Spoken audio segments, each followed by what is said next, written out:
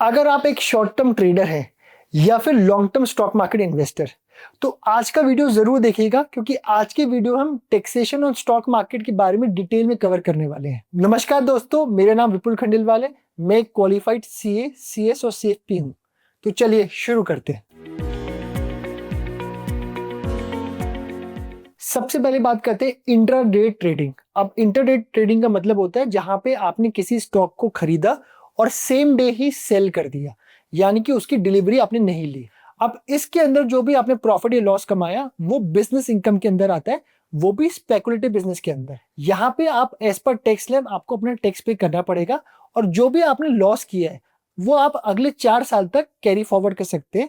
और speculative income का loss सिर्फ स्पेकुलेटिव इनकम के साथ ही सेट ऑफ कर सकते हैं, ना कि बाकी किसी इनकम के साथ। अब बात करते हैं डिलीवरी इनकम की, यानी कि आपने कोई शेयर को खरीदा और कुछ दिन, कुछ हफ्ते, कुछ महीने या कुछ साल तक के लिए उसको होल्ड किया और उसके बाद आपने उसमें प्रॉफिट बुक किया। अब अगर आपने वो शेयर को 1 साल के बाद सेल किया तो फिर वो कहलाता है लॉन्ग टर्म कैपिटल गेन। वहां पे टैक्स रेट है 12.5% का, पर पूरे साल में अगर 1.25 लाख तक का लॉन्ग टर्म कैपिटल गेन है तो वो टैक्सेशन से एग्जेम्प्ट है। उसके बियॉन्ड ही आपको 12.5% टैक्स देना पड़ेगा। पर अगर किसी शेयर को आपने 12 मंथ से पहले सेल ऑफ कर दिया तो वो आता है शॉर्ट टर्म कैपिटल गेन के अंदर में, और वहां पे आपका जो टैक्स रेट है वो 20% लगेगा। अब ध्यान देने वाली बात यह है कि आपका इनकम टैक्स स्लैब कोई भी हो, शॉर्ट टर्म और लॉन्ग टर्म कैपिटल गेन इन्हीं रेट से आपको एप्लीकेबल लगेंगे और आपको ये टैक्स पे करना पड़ेगा। अब शॉर्ट टर्म कैपिटल गेन को आप लॉन्ग टर्म और शॉर्ट टर्म लॉस दोनों से सेट ऑफ कर सकते हैं। लॉन्ग टर्म कैपिटल गेन को आप सिर्फ लॉन्ग टर्म कैपिटल लॉस के साथ ही सेट ऑफ कर सकते हैं।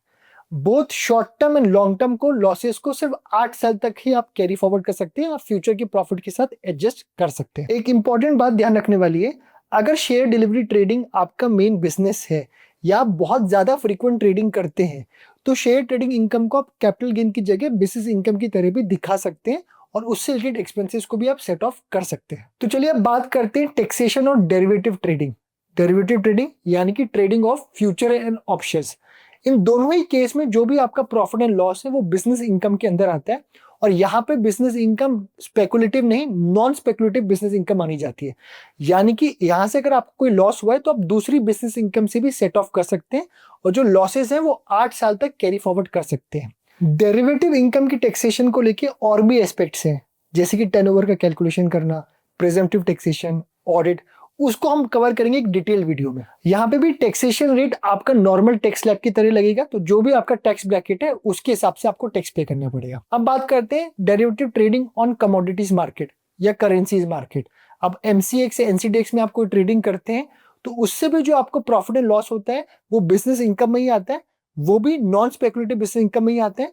यानी कि आप किसी भी बिजनेस इनकम के साथ इसकी लॉस को सेट ऑफ कर सकते हैं। यहाँ पे जो भी लॉस हुआ है उसको आप 8 साल तक कैरी फॉरवर्ड कर सकते हैं और एडजस्ट कर सकते हैं। यहाँ पे भी जो इनकम है वो आपका टैक्स स्लैब से ही लगेगा, जो भी आप टैक्स ब्रैकेट में आते हैं उसके हिसाब से आपको इनकम देना पड़ेगा। अब बात करते हैं डिविडेंड ऑन शेयर्स। अगर आपका डिविडेंड साल में 10,000 से ज्यादा है तो उस पर 10% टीडीएस डिडक्ट करके ही आपको पैसा मिलेगा, और ये जो डिविडेंड इनकम है वो आपकी इनकम में एज पर टैक्स स्लैब आपको टैक्स पे करना पड़ेगा। अब बात करते हैं कौन सा आईटीआर फॉर्म आपके लिए एप्लीकेबल होगा। अगर आपका सैलरी इनकम के साथ साथ कैपिटल गेन इनकम है तो आईटीआर 2 यूज होगा। अगर आपका सैलरी या बिजनेस इनकम है और उसके साथ साथ आपका डेरिवेटिव्स की इनकम है तो आपको आईटीआर 3 फॉर्म यूज करना पड़ेगा। अगर आप प्रेजेंटिव टैक्सेशन के अंदर आते हैं तो आपको आईटीआर 4 यूज करना होगा। कुछ ऐसी बातें जो एज ए ट्रेडर और इन्वेस्टर आपको टैक्स फाइलिंग के टाइम पे ध्यान रखनी चाहिए। सही आईटीआर का फॉर्म यूज करें, डिलीवरी इनकम को बिजनेस इनकम ना दिखाएं, capital gain, business income, speculative income सबका क्लासिफिकेशन सही से करें, डिविडेंड इनकम को अपनी इनकम में जोड़ें और टैक्स स्लैब के हिसाब से उस पर टैक्स लगे। अगर आपका लॉस हुआ है तो उसको आप सेट ऑफ कर सकते हो, कैरी फॉरवर्ड भी कर सकते हैं। उसके लिए आपको अपना रिटर्न्स टाइमली फाइल करना पड़ेगा। अगर आपकी एफएनओ की ट्रेडिंग इनकम है तो बुक्स ऑफ अकाउंट के रेगुलेशंस और ऑडिट के रेगुलेशंस को भी ध्यान रखिएगा। तो चलिए फ्रेंड्स, आज के इस वीडियो को समराइज करते हैं टेबल फॉर्म में। तो सबसे पहले बात करते हैं इंट्राडे ट्रेडिंग की। इसका क्लासिफिकेशन स्पेकुलेटिव बिजनेस में आता है। यहाँ पे जो टैक्स रेट है वो स्लैब रेट के हिसाब से होता है।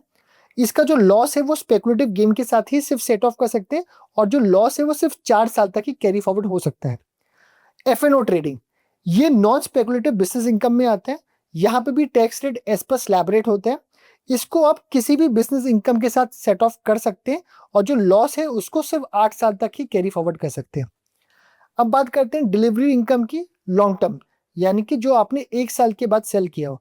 यहाँ पे आपका टैक्स रेट 12.5% होता है, बट 1.25 लाख तक का गेन आपका पूरा एग्जेम्प्ट होता है।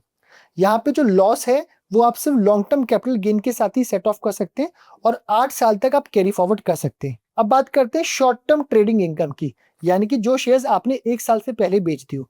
यहाँ पे टैक्स रेट आता है 20% का। यहाँ पे जो लॉस है वो आप शॉर्ट टर्म कैपिटल गेन और लॉन्ग टर्म कैपिटल गेन दोनों के साथ ही सेट ऑफ कर सकते हैं और इसकी जो पीरियड होता है वो भी 8 साल तक होता है। अब बात करते हैं कमोडिटी ट्रेडिंग की। यहाँ पे भी आपका जो इनकम होता है वो नॉन स्पेकुलेटिव बिजनेस में आता है। टैक्स आपको एज पर स्लैब रेट देना पड़ता है। इसका लॉस भी आप सेट ऑफ कर सकते हैं किसी भी बिजनेस इनकम के साथ और ये लॉस को 8 साल तक कैरी फॉरवर्ड कर सकते हैं। जो डिविडेंड इनकम है वो हमारी क्लब होती है अदर इनकम के अंदर। यहाँ पे as per tax slab rate ही हमें टैक्स देना पड़ता है और इसमें सेट ऑफ का कोई प्रावधान नहीं है। तो फ्रेंड्स, आई होप आज के इस वीडियो से आपको इक्विटी मार्केट इंस्ट्रूमेंट से रिलेटेड सारे टैक्सेशन पे क्लैरिटी आ गई होगी। अगर आपको आज का वीडियो अच्छा लगा तो इस वीडियो को जरूर लाइक करेगा, हमारे चैनल को सब्सक्राइब करेगा और आपके जितने भी ट्रेडर या इन्वेस्टर फ्रेंड्स या फैमिली मेंबर्स है उसको वीडियो जरूर शेयर करिएगा। इस तरीके की और भी वीडियो हम हमारे चैनल में लाते रहेंगे। तब तक के लिए grow financially strong with money compound.